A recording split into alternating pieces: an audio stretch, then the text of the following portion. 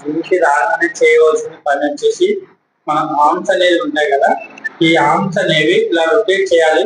First front rotate చేయాలి ఇలా చూడండి, ఫ్రంట్ రొటేట్ చేయాలి. ఫ్రంట్ రొటేట్ చేసిన తర్వాత మళ్ళీ 2-3 టైమ్స్ రొటేట్ చేయాలి, అంటే ఒక 10 టైమ్స్ రొటేట్ చేయాలి. తర్వాత మళ్ళీ వచ్చేసి బ్యాక్ రొటేట్ చేయాలి. ఫ్రంట్ బ్యాక్ అయిపోయిన తర్వాత చూడండి, ఫ్రంట్ బ్యాక్ అయిపోయిన తర్వాత రొటేట్ చేయవలసిన తర్వాత ఆర్మ్స్ అయితే పైకి లిఫ్ట్ చేయాలి. ఇలా చూడండి, ఇలా పైకి 100% లిఫ్ట్ చేయాలి. లిఫ్ట్ చేస్తే ఏమైతుందంటే ఇక్కడ ఈ బోన్స్ అనేవి ఉంటాయి కదా, ఈ బోన్స్ అనేవి జాయింట్స్ అనేవి పట్టుకోగానే ఇది లూజ్ అవుతాయి. లూజ్ అవి మనకు వెయిట్ పట్టినప్పుడల్లా ఇదైతే మనకి పట్టుకోలేదు. అనేది మనం 100% వార్మప్ అయితే చేయాలి. ఇలా చూడండి, తర్వాత వచ్చేసి ఆర్మ్ వచ్చేసి ఫ్రంట్ ఆర్మ్, ఈ ఆర్మ్ వచ్చేసి ఇలా పైకి లిఫ్ట్ చేయాలి.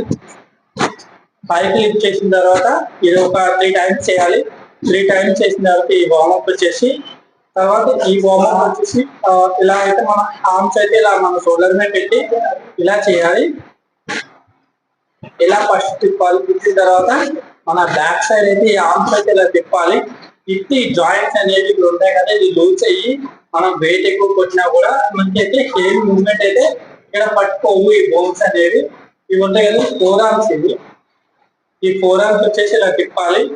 ఇలా తిప్పిన తర్వాత ఈ వార్మప్ అయితే వచ్చేసింది కదా, ఇది బేసిక్ వార్మప్, స్టార్టింగ్ వార్మప్. ఇది నేనైతే ఇక్కడ చెప్తాను చూడండి. ఈ వార్మప్ అయిపోయిన తర్వాత మన హెడ్ అనేది ఉంది కదా, హెడ్ అనేది ఇలా రొటేట్ చేయాలి. రొటేట్ చేసిన తర్వాత ఈ హెడ్ అనేది రొటేట్ చేసిన తర్వాత మళ్ళీ ఇట్ సైడ్ రొటేట్ చేయాలి. లెఫ్ట్ అండ్ రైట్ రొటేట్ చేసిన తర్వాత ఈ హెడ్ అనేది తర్వాత ఈ 4 ఆర్మ్స్ అంటారు దీన్ని. ఈ 4 ఆర్మ్స్ ఇలా మనం మూవ్ చేయాలి. మనం డిప్స్ కొట్టినప్పుడు అయితే ఇక్కడైతే ఈ బోన్స్ అయితే పట్టుకోకుండా ఉంటుంది. చూడండి, ఇలాగైతే తిప్పాలి. తిప్పిన తర్వాత ఈ బోన్స్ అనేవి స్టార్టింగ్ బేసిక్, ఇవి వచ్చేసి బేసిక్ వార్మప్. ఇది అంటే ఈ వార్మప్ చేస్తే ఏమవుతుంది అంటే మనకైతే ఎక్కడ బోన్స్ కానీ ఏం కానీ పట్టుకోవు. ఇది వచ్చేసి ఇది చూడండి, ఇలా బెంచ్ చేయాలి. నడుము అనేది ఉంది కదా, నడుము కాడ కూడా బోన్స్ ఉంటాయి. ఇలా మనం బెంచ్ చేయాలి.